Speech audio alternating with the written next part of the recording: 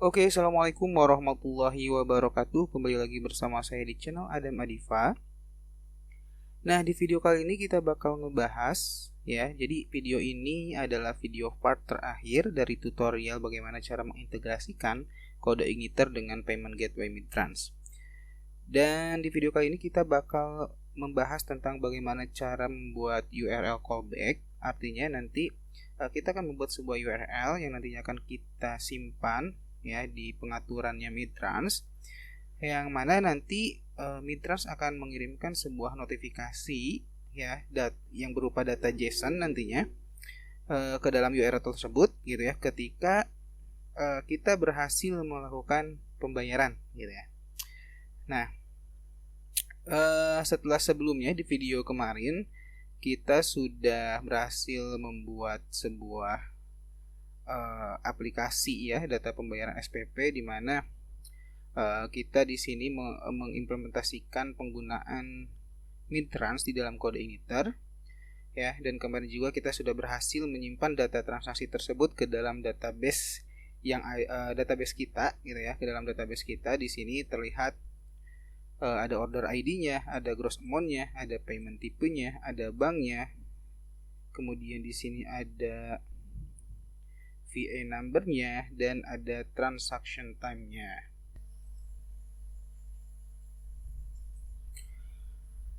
Oke, dan tentunya di sini ada status ya, agar kita dapat mengetahui status dari pembayaran tersebut, apakah masih pending atau sudah dibayarkan ya.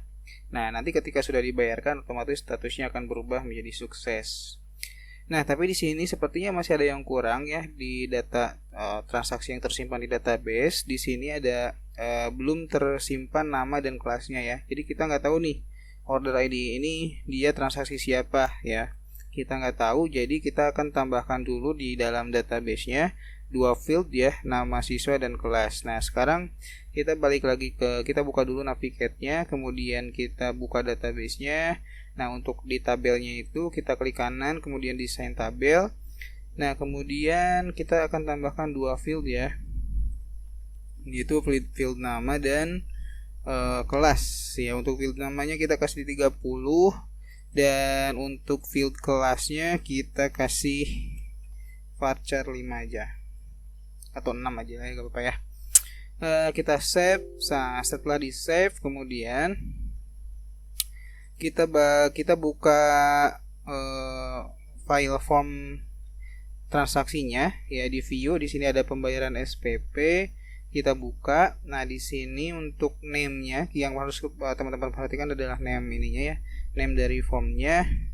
Di sini ada name nama, dan untuk kelas itu name-nya kelas. Nah, nanti data tersebut atau data nama dan data kelas ini itu akan ditangkap di method ini ya. Nah, di sini kan untuk action-nya itu dia ke snap, ke method finish ya, ke controller snap, kemudian ke method finish.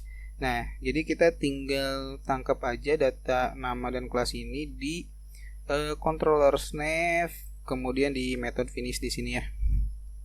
Nah, di sini kita buat variabel untuk menangkap data tersebut. Misalnya di sini nama, karena tadi metode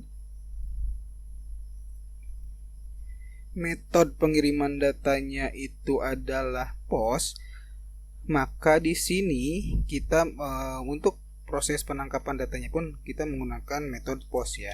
This input post nama dan kelas ya. Di sini kita bikin variabel kelas. Nah, kemudian di sini setelah order ID kita tambahkan field nama yang akan diisi oleh variabel nama. Kemudian field kelas yang akan diisi oleh variabel kelas. Oke ya. Nah, sekarang kita akan coba dulu ya. Kita akan coba lagi.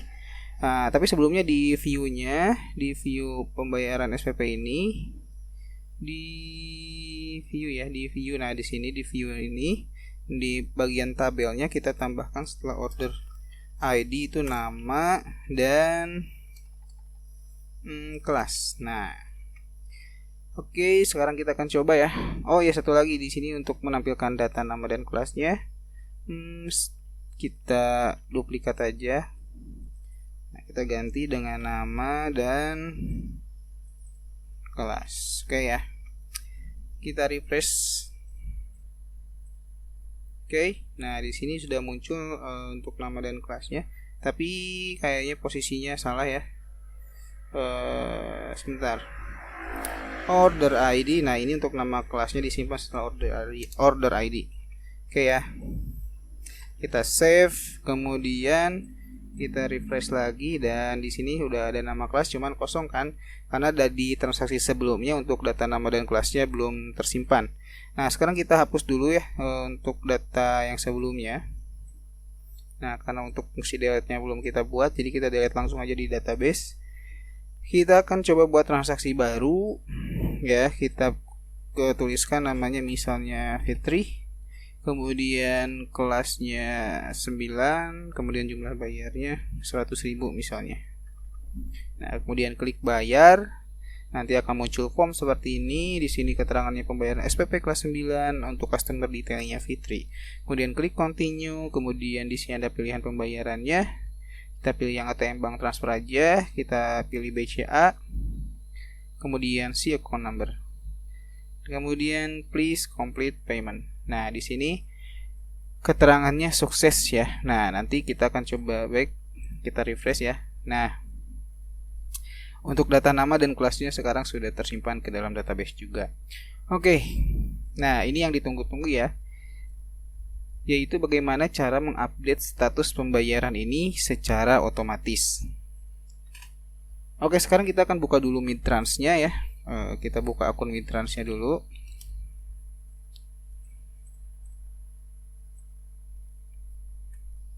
Kita login ya.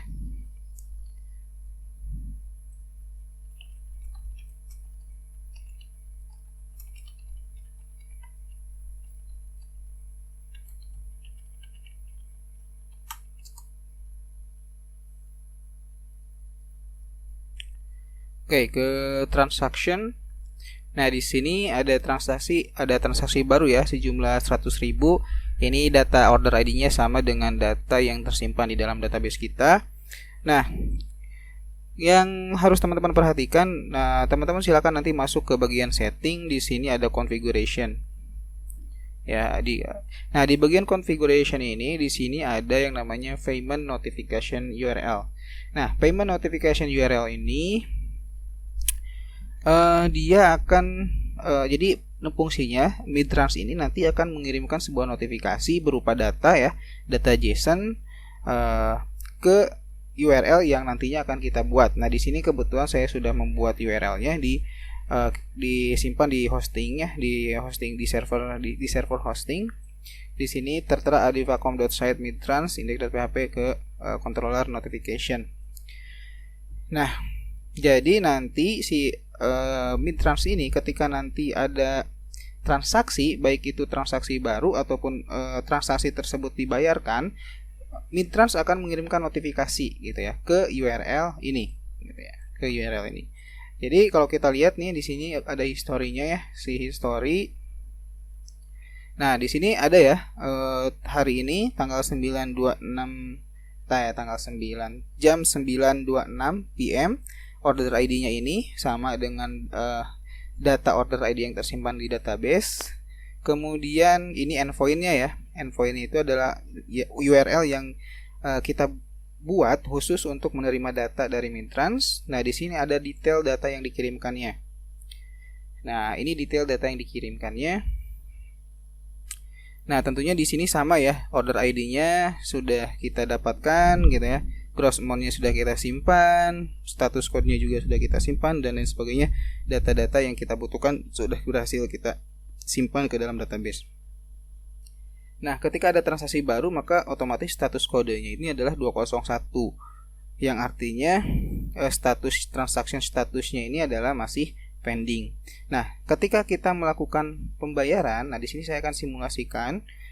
Di sini saya akan melakukan pembayaran melalui BCA simulator Midtrans-nya ya. Jadi Midtrans juga menyediakan simulator ya. untuk mengetes pembayaran tersebut berhasil atau tidak. Jadi kan kalau misalnya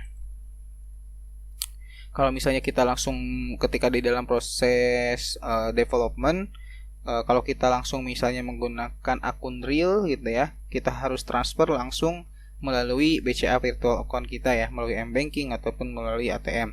Nah, tapi di sini Mitrans juga supaya tidak ribet gitu ya, Mitrans menyediakan simulatornya gitu ya, simulator untuk mengetes pembayaran tersebut ya, untuk mengetes melakukan pembayaran, kemudian apakah nanti pembayaran tersebut berhasil atau tidak, itu bisa dites melalui simulator ini. Bukan hanya BCA, tapi bank-bank lain pun ada di simulator sandbox ini. Nah, teman-teman tinggal cari aja di dokumentasi Mitransnya. Nah, kebetulan tadi ketika transaksi saya menggunakan BCA virtual account ya, menggunakan menggunakan bank BCA, maka di sini yang saya pilih simulator untuk BCA virtual account. Nah, kita akan coba masukkan VA number-nya. Di sini kan VA number-nya sudah muncul. Nah, kita copy. Kita akan masukkan di simulator BCA virtual account-nya, kemudian kita paste, kemudian kita inquiry. Nah, otomatis di sini muncul tagihan yang harus dibayar. Kemudian di sini juga ada nama yang tertagihnya ya. Nah, di sini sama sesuai dengan database yang ada di kita tentunya ya, data yang sudah kita simpan di dalam database. Nah, oke. Kita akan lakukan pembayaran di sini pay ya. Kita tinggal lakukan pay aja untuk melakukan pembayaran. Di sini payment sukses. Nah, otomatis nanti di transaction-nya pun di sini statusnya yang tadinya pending seperti ini berubah menjadi settlement. Dan yang perlu teman-teman ketahui, Mitrans pun akan mengirimkan notifikasi berupa data JSON ke URL notifikasi yang nantinya akan kita buat ya.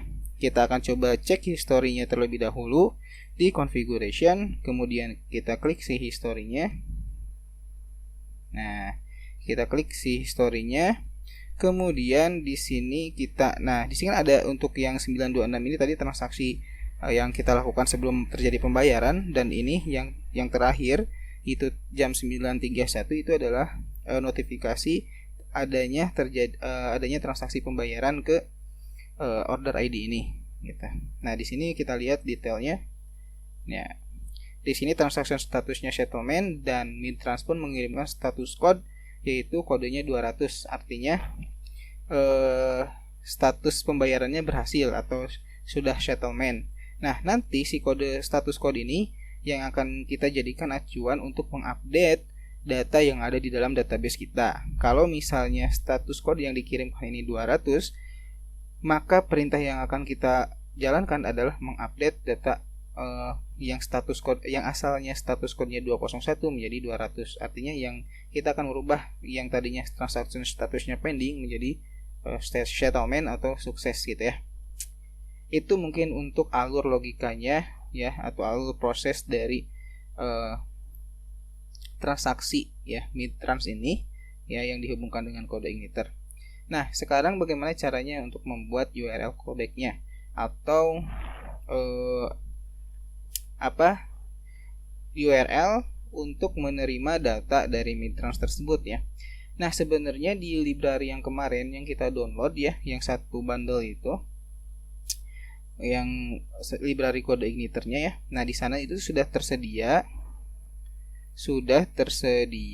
controller ya untuk menerima notifikasi tersebut. Nah, di sini kalau teman-teman buka di bagian controllernya, di sini sudah ada controller dengan nama notification ya. Dengan nama notification nanti teman-teman silahkan mengisi data-data yang dibutuhkan seperti server key-nya ya. Jadi nanti teman-teman masukkan server key-nya yang ada di access key. Nah, ini server key-nya. Nanti teman-teman masukin di sini ya. Nah, kemudian di bagian function index-nya ini, nah jadi ketika si Midtrans mengirimkan data notifikasi tersebut, nah di bagian controller notification ini, khususnya di metode index ini, dia akan menampung data yang, nah untuk JSON result ini, dia akan menampung data yang dikirimkan oleh Midtrans tadi, gitu ya. Nah, tapi datanya masih berbentuk JSON. Nah, kemudian di variable result ini, dia mengkonversi yang tadinya data JSON menjadi data array, gitu ya, yang jadi data array. Nah, ini untuk yang if variable result ininya kita hapus saja. Oke. Nah, supaya menjadi data array asosiatif ininya kita kasih true ya. True. Nah, oke. Nah, sekarang kita akan melakukan pengecekan status code yang dikirimkan oleh Midtrans, oke ya. Nah, di bagian configuration ini, tadi kan Midtrans mengirimkan sebuah notifikasi. Nah, ini data-data yang dikirimkan Midtrans ke URL tadi, ke URL notification tadi ya. Nah, kita akan mengecek si data status kode ini. Kita hanya mengambil data status code-nya saja. Jadi cara pengambilan datanya, karena data ini sudah ditampung di dalam variable result dan sudah dikonversi ke dalam array association, maka cara pemanggilannya kita tinggal if variable result key-nya, kita panggil key-nya ya, yaitu status code-nya sama dengan 200 ya. Maka kita buat dulu variable data untuk menampung data yang akan diupdate-nya ya. Di sini variable data. Nah, data yang akan diupdate-nya itu kan status code ya. Status code sama dengan variable result status code.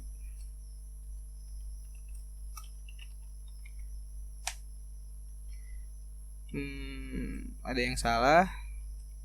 Variable data status code, ini harusnya koma ya, atau nggak perlu pakai koma karena datanya cuma ada 1.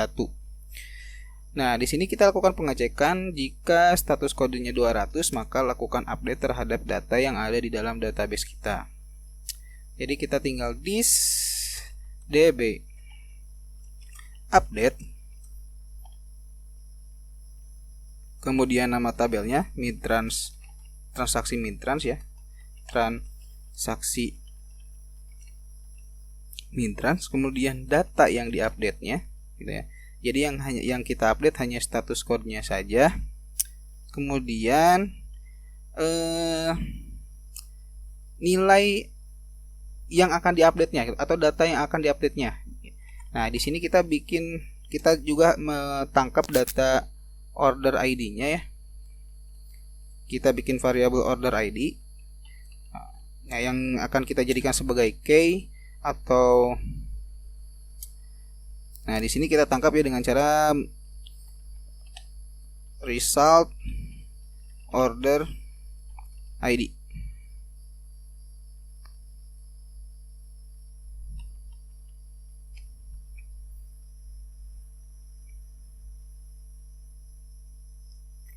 Nah, si order ID ini kan jadi key ya, data mana yang nantinya akan diupdate atau data transaksi mana yang nantinya akan diupdate. Jadi di sini this db update, yang akan diupdate itu adalah tabel transaksi Midtrans. Data yang akan diupdate-nya itu adalah status kodenya. Nah, data mana yang akan diupdate-nya itu adalah data berdasarkan order ID ya. Array, di sini kita kasih array order ID sama dengan variable order ID.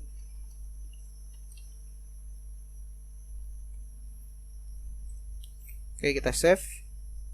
Di sini masih ada yang error, kita lihat ya errornya di mana.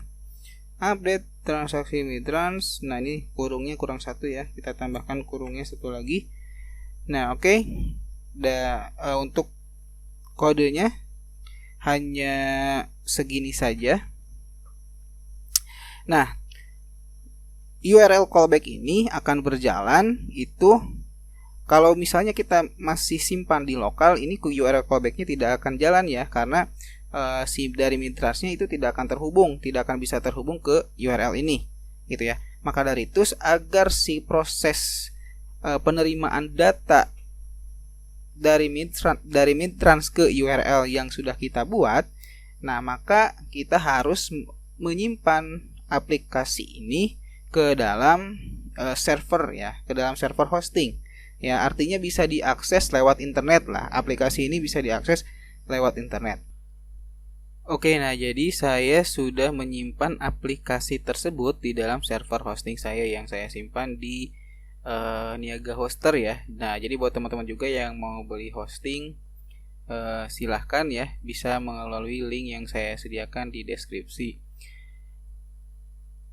Oke, nah jadi kita akan coba ya aplikasi yang tadi sudah kita buat dan kita sudah simpan di dalam server hosting kita. Nah, kita akan coba lakukan transaksi baru ya. Di sini nama siswanya Adam. Nah, untuk kelasnya di sini saya pilih kelas 9, jumlah bayarnya misalnya 200.000. Oke ya. Kemudian kita klik bayar.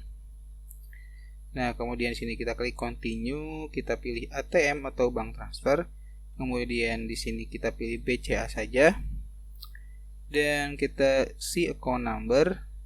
Kemudian klik please complete payment. Nah, di sini statusnya sukses ya, artinya data berhasil disimpan ke dalam database kita. Nah, sekarang kita coba refresh. Nah, di sini datanya sudah masuk ya. Di sini ada order ID, ada nama, ada kelas, ada jumlah yang harus dibayarkan, kemudian tipe pembayarannya, dan bank yang dituju ya, atau bank yang dipilih. Kemudian di sini juga ada VA number-nya yang akan nanti kita gunakan sebagai nomor rekening pembayarannya. Dan di sini ada transaction time-nya dan tentunya tidak lupa di sini ada status ya, status yang digunakan untuk mengetahui bahwa pembayaran tersebut apakah sudah dibayar atau belum. Nah, di sini statusnya masih pending, artinya pembayaran tersebut masih belum dilakukan pembayaran. Dan kita coba lihat di akun mitrasnya juga. Di sini sudah masuk transaksi baru dengan order ID 1914633262. Ini sama dengan data order ID yang masuk ke dalam database kita.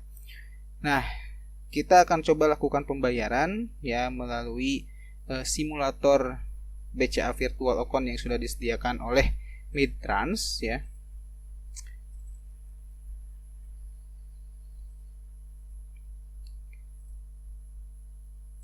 Kita refresh ya. Nah, kita akan masukkan virtual account number tadi di sini. Ya, jadi kita buka aplikasi kita. Nah, di sini ada virtual account number-nya, kita copy saja, kemudian kita masukkan ke kolom virtual account number ini. Nah, kemudian kita inquire.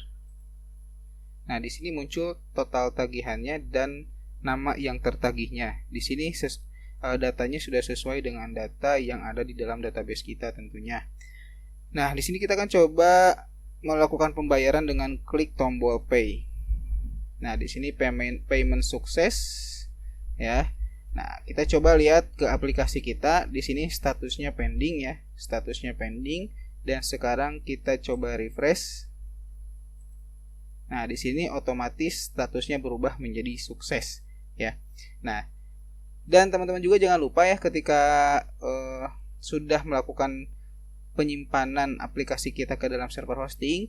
Nah, di data Mitransnya pun ya, di aplikasi Mitransnya pun jangan lupa di bagian setting, di configuration-nya, nah di payment notification URL-nya arahkan ke method notification yang ada di dalam aplikasi kita ya, tentunya dengan URL nama domain teman-teman semua nantinya.